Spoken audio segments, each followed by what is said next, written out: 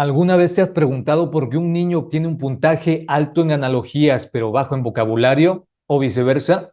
Ambas pruebas forman parte del índice de comprensión verbal, pero por alguna razón los resultados, los puntajes como que no cuadran. ¿Qué es lo que está pasando aquí? Y no solo entre estas subpruebas, también muchas veces lo observamos entre subpruebas complementarias. La respuesta a esta pregunta está en lo que mide principalmente cada una de las subpruebas.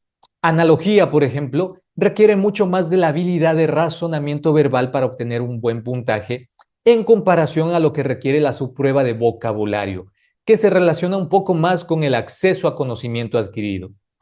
Si un niño tiene más dificultad accediendo a palabras que razonando sobre conceptos, ahí está la clave. En el próximo video te voy a compartir información que no existe en ningún otro video de internet, o por lo menos en español no lo he encontrado. No lo he buscado a profundidad en otros videos en otros idiomas, pero me supongo que es mucho más probable que allí sí los haya. Bueno, ni siquiera en esos cursos que suelen venderte sobre calificación e interpretación del test. Y pues precisamente por eso es que creé este canal, para compartir con ustedes información que yo mismo en algún momento busqué o incluso compré alguno de esos cursos y no logré encontrar. Así que el día de hoy te voy a compartir información no solo sobre cómo interpretar esas diferencias de puntajes, sino también cómo saber si los puntajes que el paciente obtuvo son porque tiene dificultad en razonamiento verbal o hay algún déficit en adquisición de información o está relacionado tal vez a problemas de memoria, de evocar información o problemas de expresión verbal. Así que acompáñame a este nuevo video de Psique Educare, en donde te enseñaré cómo interpretar correctamente estas subpruebas. Y pues, finalmente, cómo esto puede mejorar la forma en la que redactamos nuestros informes. Comencemos. Hay ciertas ocasiones en las que nos encontramos o nos vamos a encontrar con un niño al que evaluamos y al observar los puntajes del índice de comprensión verbal nos damos cuenta que le fue bien en una y en otra no. Y por lo general, ¿qué es lo que solemos hacer o cómo solemos interpretar estos resultados? Atención a esto porque por lo general lo hacemos mal, o por lo menos a mí me ha pasado mucho. Dime tú si has redactado o has leído alguna vez un informe en el que se mencione algo más o menos como lo siguiente. Voy a leerlo y tú ve dejándome en los comentarios qué es lo que crees que no está del todo bien aquí. Muy bien, leamos. El paciente obtiene un puntaje compuesto de 91 en el índice de comprensión verbal, considerado como promedio, lo que sugiere que tiene una adecuada capacidad para comprender estímulos verbales, razonar con material semántico y comunicar pensamientos e ideas con palabras adecuadamente y acorde a lo esperado para su edad. A continuación, se detalla los resultados de cada una de las subpruebas y continúa. El paciente obtiene un puntaje escalar de 11 en la subprueba de vocabulario, lo que sugiere que tiene una adecuada capacidad para la formación de conceptos verbales y comprensión de las palabras. Por otro lado, en la subprueba de analogías, el paciente obtiene un puntaje escalar de 7, lo que sugiere que la capacidad para identificar relaciones abstractas entre conceptos y la formación de conceptos verbales se encuentra ligeramente por debajo de lo esperado para su edad. Fin. Muy bien. ¿Comentaste ya qué crees que es lo que tal vez no está bien o qué falta en esta interpretación? Bueno, no vamos a enfocarnos en el tema de redacción, uso o no de términos técnicos, sino más bien en tema de interpretación. Primero, lo más evidente, el puntaje total del índice está dentro del promedio, por lo que se menciona que el niño tiene una adecuada habilidad y que está dentro de lo esperado para su edad. Pero después se menciona que una de las subpruebas tiene un rendimiento inferior y que esto puede suponer dificultad en tal o cual habilidad. Es decir, una contradicción evidente. Este es el primer error. ¿Cómo podemos decir que de forma general el paciente tiene adecuadas habilidades en todo esto que se mencionó, pero después mencionar que debido a un puntaje bajo en una determinada subprueba, pues el paciente también tiene dificultades en las mismas habilidades que habíamos mencionado anteriormente? Ahora, vamos al segundo error. y está muy relacionado con el primero. Y bueno, creo que abarca el primero. Y es que esto que acabamos de leer se acerca mucho más a lo que sería una descripción de resultados y no tanto una interpretación. ¿Por qué? Pues porque básicamente lo que se está haciendo aquí es describiendo los resultados que se obtuvieron. Como ustedes observaron, no hay diferencias de más de 5 puntos en las subpruebas, así que se puede teórica y estadísticamente considerar que el puntaje del índice está siendo correctamente interpretado. Pero entonces, ¿qué pasa con esas subpruebas en las que hay un puntaje no tan bueno como la otra? Y es que nosotros no tenemos que simplemente describir los resultados, tenemos que interpretar. Y en una interpretación hay que tratar de identificar qué es lo que los puntajes que obtuvo el paciente en conjunto nos están tratando de decir, cuál es la posible razón por la que obtuvo esos puntajes. Así que vamos a ver por qué podría estar ocurriendo esto. Para esto, primero tenemos que entender que si bien el índice de comprensión verbal está relacionado con la inteligencia cristalizada, que de forma muy básica y general sería toda esa información que vamos adquiriendo de la cultura, nuestro entorno y la experiencia, hay que tener en cuenta que estos conocimientos deben poder ser aplicados efectivamente por parte de la persona. Es decir, no solo se trata de adquirir información, sino también de usar adecuadamente esa información para desenvolvernos correctamente e incluso resolver ciertos problemas.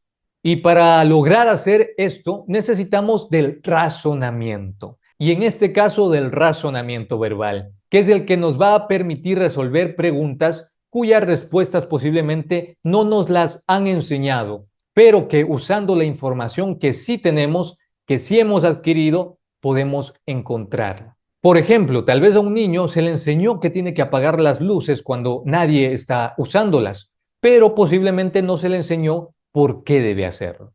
Así que si se le pregunta por qué hay que hacerlo, él debe recordar información almacenada relevante para el problema que se le presenta y razonar para responder a la pregunta. O si se le pregunta en qué se parecen dos palabras que representan objetos o conceptos, se espera que conozca las dos palabras, pero su relación no suele enseñarse directamente en la mayoría de los entornos educativos. Así que el niño debe razonar para determinar en qué se parecen. Así que, ¿qué sucede? Que el índice de comprensión verbal tiene subpruebas que son predominantemente una medida de conocimiento adquirido en algunos casos y otras que son predominantemente una medida de razonamiento verbal. Es decir, unas se enfocan más en identificar la información que hemos aprendido y otras en evaluar esa habilidad para resolver problemas que no nos han enseñado, pero que con la información que sí tenemos podemos llegar a resolverlos. Es entre estos dos grupos de subpruebas que en ocasiones se suele presentar diferencias y que vamos a ver por qué. Pero primero, ¿cuáles son esas subpruebas?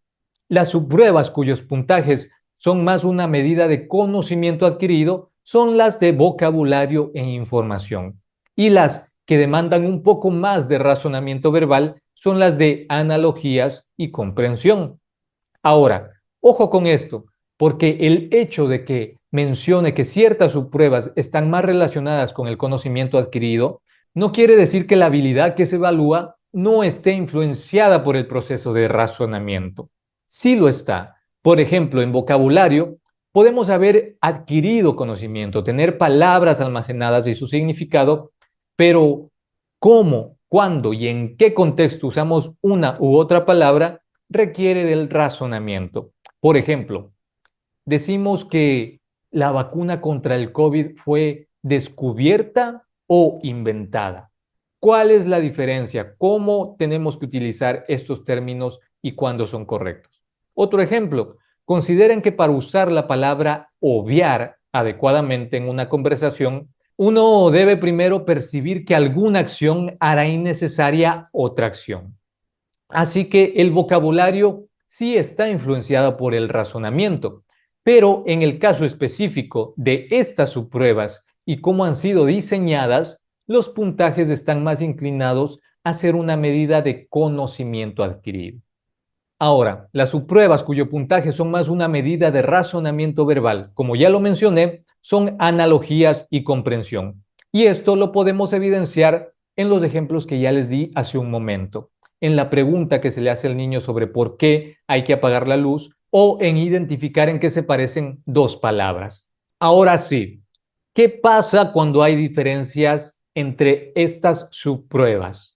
Cuando nosotros observamos que el niño tiene un mejor rendimiento en las subpruebas de analogías y comprensión en comparación a las de vocabulario e información, puede ser que existan ciertos déficits en el conocimiento cristalizado, es decir, en la cantidad de información que ha adquirido, o posibles dificultades en la recuperación de información a largo plazo. Es decir, sí ha adquirido conocimiento, pero no logra evocarlo correctamente. Ahora, también pueden estar presentes ambas dificultades. ¿Cómo podemos saber si el puntaje que obtuvo está relacionado con dificultades en la memoria? En un momento se los comento. Primero, veamos qué pasa cuando las diferencias de puntajes se dan en sentido contrario. En los casos que observemos un mejor rendimiento en las subpruebas de vocabulario e información en comparación a las de analogías y comprensión, pues es posible que exista una base de conocimiento apropiada para su edad y fácilmente accesible, pero que tiene déficits en la categorización de orden superior de conceptos verbales abstractos. Ahora, hay casos en los que niños con buenas habilidades de razonamiento abstracto pueden obtener bajos puntajes.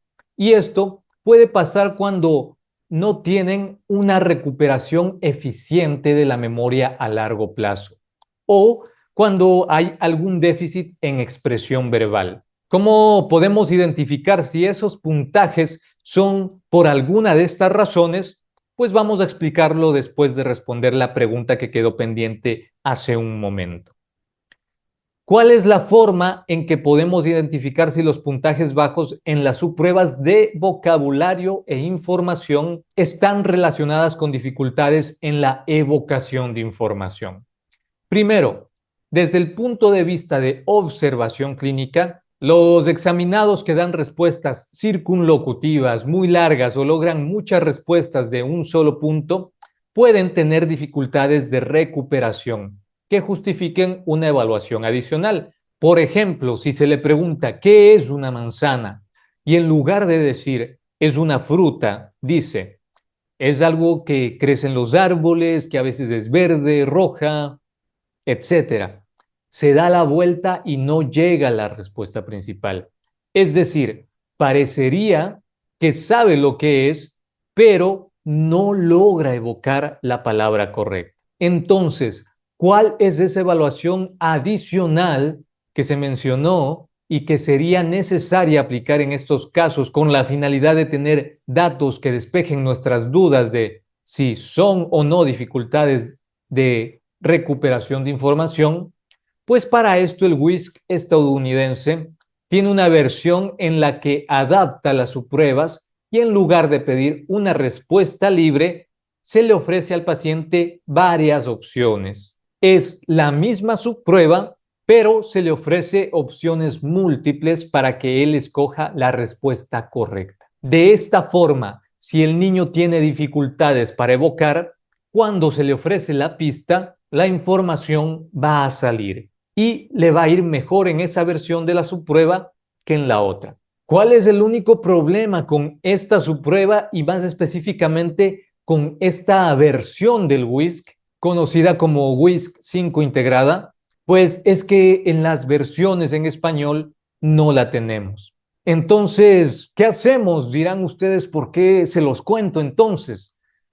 Tranquilos, pues se los digo porque es bueno a veces saberlo, es bueno saber que existe por ahí una versión que puede ayudar a muchas otras cosas, aunque no la tengamos nosotros. Pero bueno, no se preocupen porque hay más alternativas. ¿Qué otras formas tenemos nosotros como evaluadores para saber si existen dificultades en la evocación de información? Yo sé que ya se les está ocurriendo algo a ustedes. Pues precisamente una curva de memoria.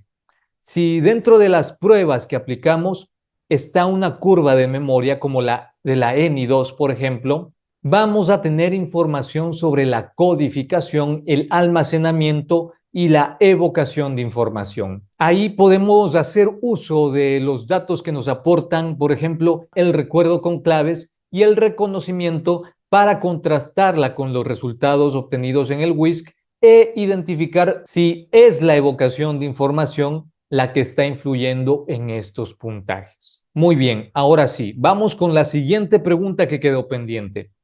¿Cómo saber si los puntajes bajos en analogías son porque existen dificultades en la evocación de información, debilidad en la expresión verbal y no por dificultades en el razonamiento abstracto? Con respecto a las dificultades de evocación, una de las primeras cosas es observar el tipo de respuesta.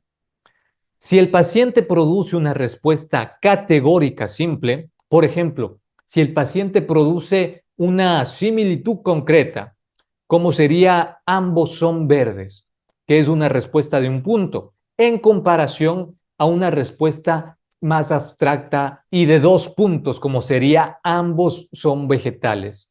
Este tipo de respuesta puede decirnos que el paciente o es menos avanzado intelectualmente o puede estar también relacionado con un tema de dificultad para evocar información. En el primer caso, si está relacionado a una baja capacidad, el patrón de este tipo de respuestas sería consistente durante toda la prueba, es decir, muestra el mismo tipo de respuestas concretas de un punto ante todas las preguntas. Pero si no fuese así, si el patrón de este tipo de respuestas es inconsistente, a veces concretas, después abstractas, después otra vez concretas, otra vez abstractas, en ese caso podríamos sospechar que existe una posible dificultad en la evocación de información y podríamos hacer pruebas adicionales. Y pues aquí pasa lo mismo que en vocabulario. Existe una versión estadounidense adaptada que nos puede ayudar a identificar esto, pero en español no la tenemos, así que podemos hacer uso del mismo recurso que les mencioné antes, la curva de memoria. Y tengan presente que si esa dificultad ya la observaron en vocabulario, es muy probable que la vayan a ver aquí también y en posiblemente otras pruebas también. Ahora, ¿cómo sabemos si el bajo puntaje es por un déficit en habilidades de expresión verbal y no por dificultades en razonamiento abstracto y categorización de conceptos? Pues aquí es donde se pone un poco complicado. ¿Por qué? Porque si nosotros nos remitimos a la bibliografía relacionada con la interpretación del WIS 5, se nos sugiere que para esto comparemos el desempeño del paciente en la subprueba de analogías con el desempeño en la subprueba de conceptos con dibujos.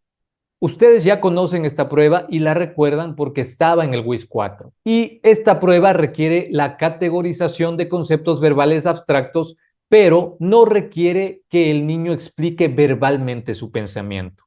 Así que es la ideal para identificar si los bajos puntajes del niño en analogías son debido a dificultades en expresión verbal o en categorización de elementos abstractos. Ahora, ¿por qué digo que hay un pequeño problema?